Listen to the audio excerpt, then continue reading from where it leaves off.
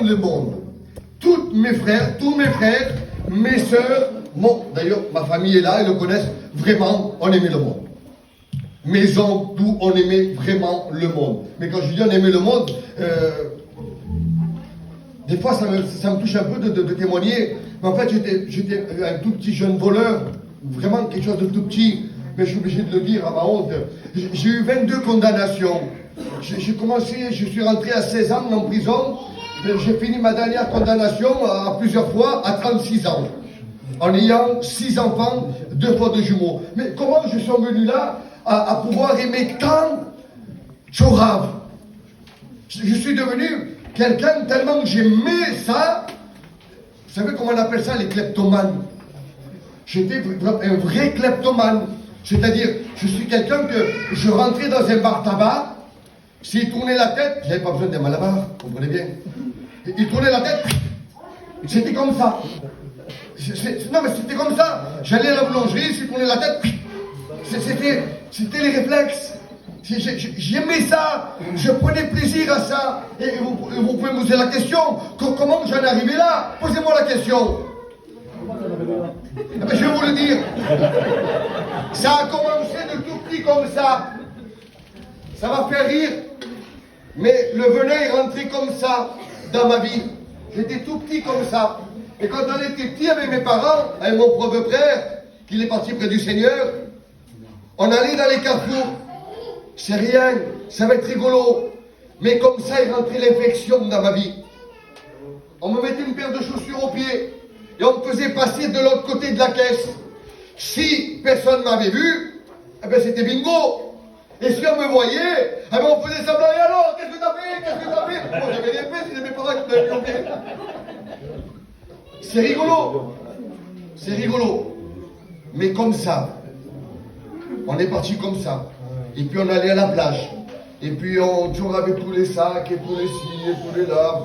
Je vous raconte pas. À un tel point. Et puis nous, on a mis la main partout. Partout. On avait un dicton, et certainement que vous l'avez ici, c'est que chez nous l'argent n'avait pas d'odeur. On faisait tout. On faisait les voitures, malheureusement. On faisait la drogue, on faisait le vol.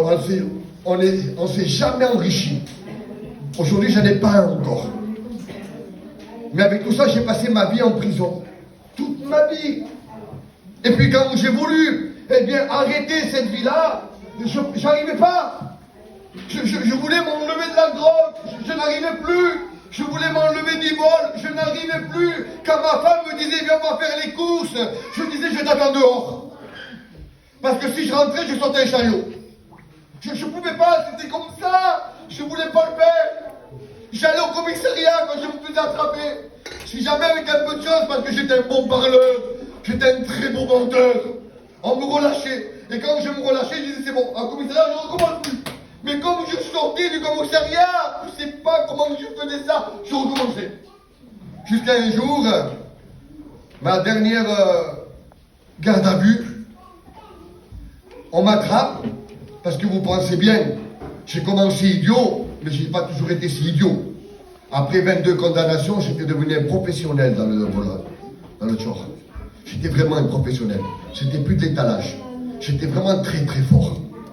Tellement fort que je pensais que jamais on allait m'attraper. J'étais vraiment malin. Et puis un jour, on m'a attrapé. Et quand on m'a attrapé, on m'a mis au commissariat, tellement on me connaissait, on ne me posait pas de questions. On me mettait au cachot et de là, je partais incarcéré. Et puis là, dans le cachot, je partais pour quelques temps. Je me suis dit, je ne sais pas pourquoi je me suis dit ça.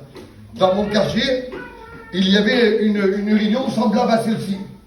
Et moi, dans le cachot, je me suis dit, Seigneur, si vraiment, comme les Alléluia, ils disent que tu existes vraiment, eh bien, sors-moi de ce lieu. C'était un mardi, c'est gravé là dans mon cœur.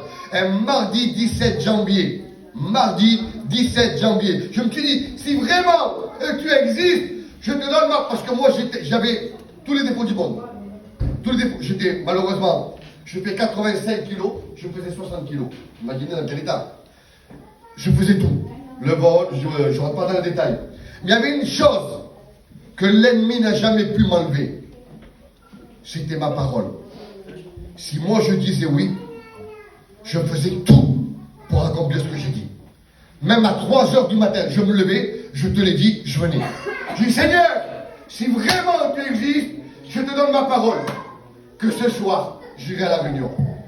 Et le Seigneur, il savait que je tenais ma parole. Et puis, je m'assois. Je ne dormais pas parce que, vous imaginez, je partais pendant quelques temps, j'étais tourmenté. Et au bout d'un moment, la nuit arrive.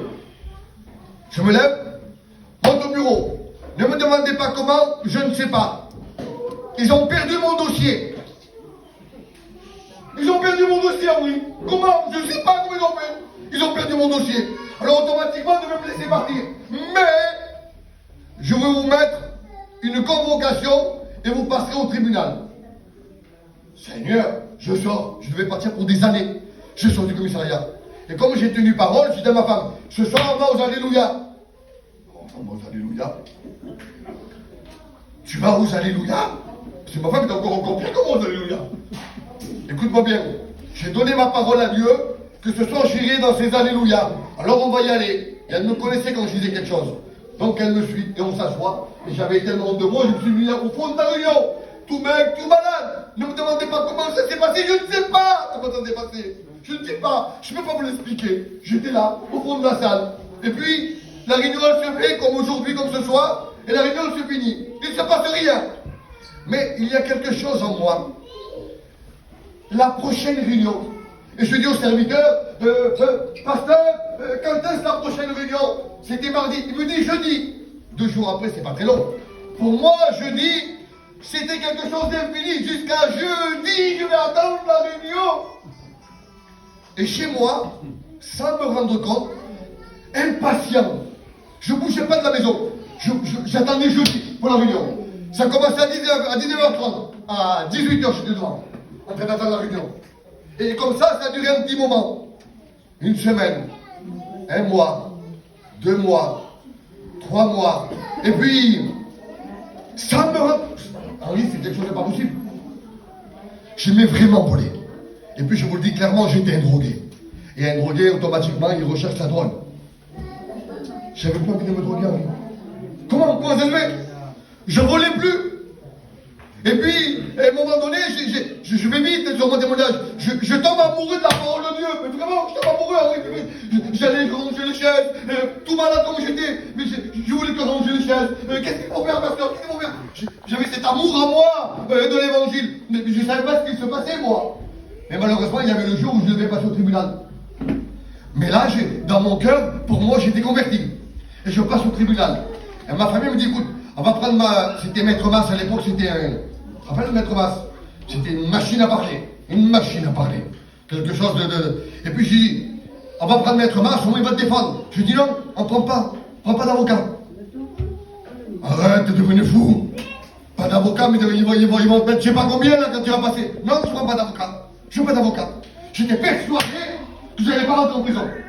Et je passe. Et quand je passe, il parle, je vais vite. On vous condamne à 1 an d'emprisonnement. J'ai dit, Seigneur, je suis prendre un avocat, moi. Mais on ne vous met pas en prison. On va essayer.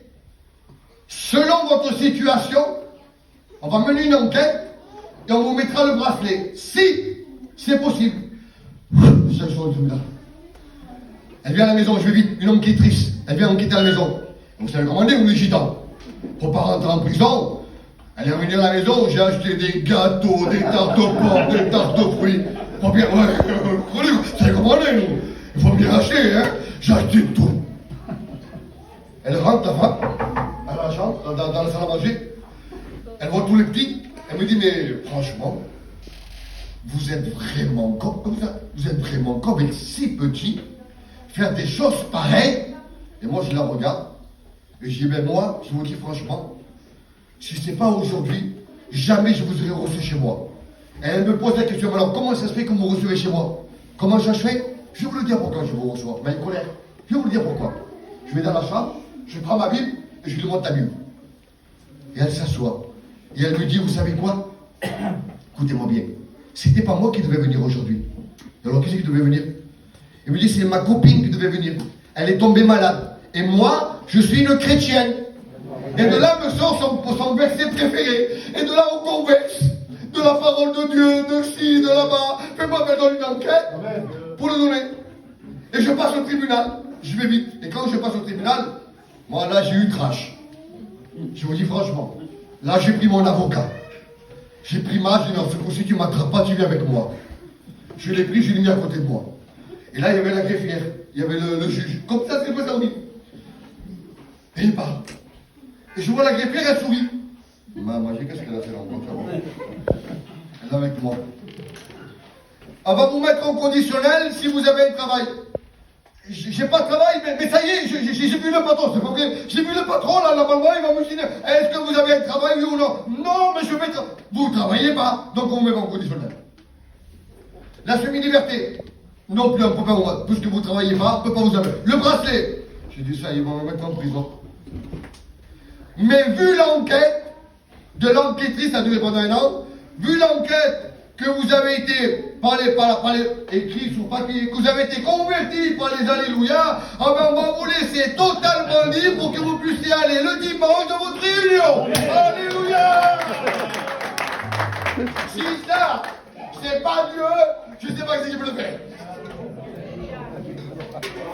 Et je vous dis franchement, toute l'église était avec moi. Preuve de toute l'église qui était en train de me soutenir parce que c'était la première année que je venais de me convertir. Vous imaginez ce que Dieu peut faire? Non seulement c'est écrit dans la Bible qu'il a fait sortir Pierre des prisons, mais il a fait sortir Moreno aussi de la prison. Alléluia! Et de ce jour-là, j'ai dit Seigneur, maintenant ma vie t'appartient. Maintenant tu feras ce que tu veux de moi. Alléluia! Et je finis avec ça, vite, je finis avec ça. Et puis il m'appelle à le servir. Il dit, mais Seigneur, je ne peux pas te servir. Je ne peux pas te servir, moi. Je prenais un traitement, j'avais perdu tous les cheveux. J'étais handicapé, malade, un traitement très fort. On devait me tenir, m'emmener à la réunion, on devait me tenir. Je ne tenais pas debout, j'étais handicapé. Je ne peux pas te servir, Seigneur. Mais par contre, si tu me guéris, Seigneur, eh bien, tu ferais ce que tu me demanderas. C'est pour ça que je vous dis, franchement, aujourd'hui, vraiment, où il m'enverra, j'irai. Je suis amoureux de la parole de Dieu. Et vous savez ce qu'il a fait? On a une mission, oui, on a une mission, on a appelé, soi-disant, un pasteur qui a eu le don de guérison. Ma femme, elle était là, elle me faisait, oh non, fais-toi prier. J'ai dit, non, c'est pas la peine. Vas-y, fais-toi prier. Vous savez ce que j'avais? J'étais vraiment malade. Mais moi, dans mon cœur, j'avais l'assurance que je l'ai guéri. Alléluia. Et le serviteur, il envoie une prophétie sans se rendre compte. Il lui dit, toi, chez moi la caméra, toi tu vas filmer pendant que je prie, parce que le dernier sera le meilleur servi. Alléluia. Même pas il a prié pour moi. Même pas il a prié pour moi. 15 jours après, j'ai fait une prise de sang. Je prends la lettre, j'avais peur. Je dis non, regarde là toi ma femme. Et ma femme, elle me regarde, à ses yeux pétillants, j'ai compris, j'étais guéri. Elle regarde, elle me dit, Moreno, tu es guéri. Alléluia. Même pas besoin de traitement, même la maladie, il a fait partir. Aujourd'hui, véritablement, que vous le croyez, que vous ne le croyez pas, avec mes défauts, avec mes qualités, j'appartiens vraiment au Seigneur. J'ai des manquements, c'est vrai. J'ai besoin vraiment de pouvoir me perfectionner pour Dieu. C'est vrai, j'en ai encore beaucoup à faire. Mais j'aime Dieu. J'aime Dieu. Et je ne le laisserai jamais. Alléluia. Alors c'est pour cela que nous chantons des cantiques pour la gloire de Dieu. Antonio, même pour la qui. Allez, chantons des cantiques.